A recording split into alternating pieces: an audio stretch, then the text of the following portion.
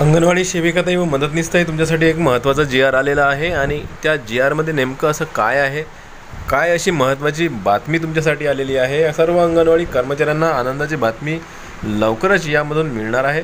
तर काय आहे त्यामध्ये लिहिलेलं सर्व काही आपण जाणून घेऊया. जी.आर. नवीन आलेला आहे, त्याची तारीखसुद्धा मी तुम्हाला दाखवून देणार आहे आणि जी.आरमध्ये नेमकं काय लिहिलेलं आहे ते सर्व काही तुम्हाला दाखवून देणार आहे. तर हा जो शासन आदेश आलेला आहे, या शासन आदेशानुसार जिओ मॅपिंग सोबतच जिओ टॅगिंगसोबतच छायाचित्र मॅप करणे सुरू लवकरच होणार आहे. आणि तसे शासन आदेश सरकारचे आलेले आहे. नेमका पण त्यामध्ये काय लिहिलेलं आहे आणि आनंदाची बातमी काय राहणार आहे सर्व अंगणवाडी कर्मचाऱ्यांसाठी, हे आज आपण बघणार आहोत आजच्या व्हिडिओमध्ये. तर नमस्कार, मी देवानंद गवांदे स्वागत करतो आपल्या लाडके यूट्यूब चॅनलमध्ये, ज्याचं नाव आहे टेक्निकल मराठाजी. या चॅनलवर जर तुम्ही नवीन असाल तर चॅनलला सबस्क्राईब करा, लाईक करा आणि शेअर करायला विसरू नका. चला तर आजच्या व्हिडिओला आपण सुरुवात करूया. तर बघा, हा तो शासन निर्णय आलेला आहे आणि यामध्ये सर्व काही लिहिलेलं आहे. आपण सविस्तर आणि संपूर्ण हा जो शासन आदेश हा जी.आर. आहे, हा तुम्हाला मी वाचून दाखवणार आहे आणि समजून घेणार आहोत आपण की यामध्ये नेमकं काय लिहिलेलं आहे, काय शासन आदेश आलेला आहे. तर तुम्ही बघू शकता, सर्व शाळा, अंगणवाड्या केंद्र MRSAC द्वारे जिओ टॅगिंग करून छायाचित्र मॅप करण्यासंदर्भात वित्तीय व प्रशासकीय मान्यता देण्याबाबत. तर महाराष्ट्र शासन शालेय शिक्षण व क्रीडा विभागातर्फे हा शासन निर्णय आलेला आहे. तुम्ही बघू शकता, दिनांक आहे 27 मार्च 2025. तर 27 मार्च 2025चा हा शासन निर्णय आलेला आहे. इथं बघा, प्रस्तावना काय आहे ते बघूया आपण. राज्यातील सर्व शाळांबाबतची विस्तृत माहिती केंद्र शासनाच्या UDISC प्लस या पोर्टलवर उपलब्ध असून यामध्ये शाळांबाबतची विविध माहिती जसे विद्यार्थी संख्या, शिक्षक संख्या, शाळांमध्ये उपलब्ध भौतिक सुविधा, संगणकीय सुविधा इत्यादी माहिती या पोर्टलवर उपलब्ध असून या माहितीचा वापर शासन स्तरावर विविध धोरण, कार्यक्रमांची आखणी तसेच अंमलबजावणीचा आराखडा तयार करताना होत असतो. तथापि धोरणांच्या आखणीकरिता व अंमलबजावणीकरिता अन्य माहिती जसे गाव, वाड्या, वस्ती यांचे ठिकाण, लोकेशन, लोकसंख्येची घनता तसेच उपलब्ध जिल्हा, राजमार्ग, महामार्ग, राष्ट्रीय महामार्ग, 2 शाळांमधील अंतर, शाळांच्या नजीक शासनाच्या इतर विभागांद्वारे उपलब्ध सोयीसुविधा याबाबतची माहिती विभागाकडे सद्यस्थितीत उपलब्ध नाही.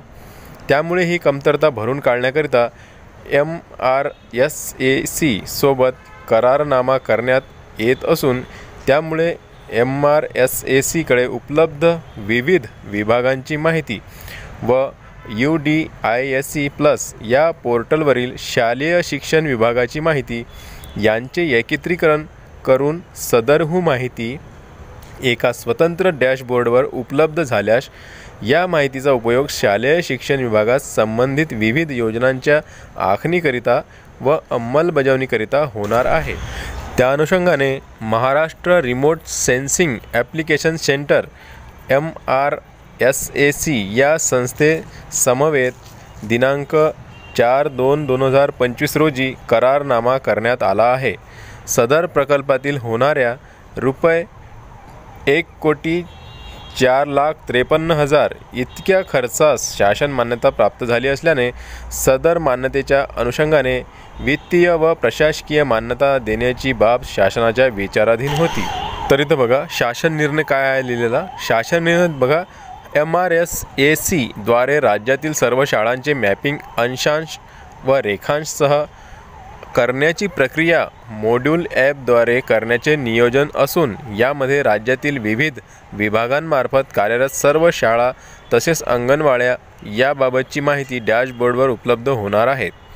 सबब याकरिता एकूण रुपये 1,04,53,000 इतका खर्च अपेक्षित आहे.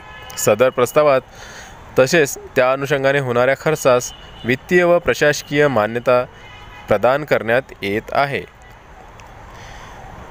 बघा, सदरचा खर्च मागणी क्रमांक E2/2022 सर्वसाधारण शिक्षण 800, इतर खर्च 2 संकीर्ण 251 ई-गव्हर्नन्स कार्यक्रम 31 सहाय्यक अनुदाने या लेखा शीर्षातून सन 2024-2025 च्या उपलब्ध तरतुदीमधून भागवण्यात यावा.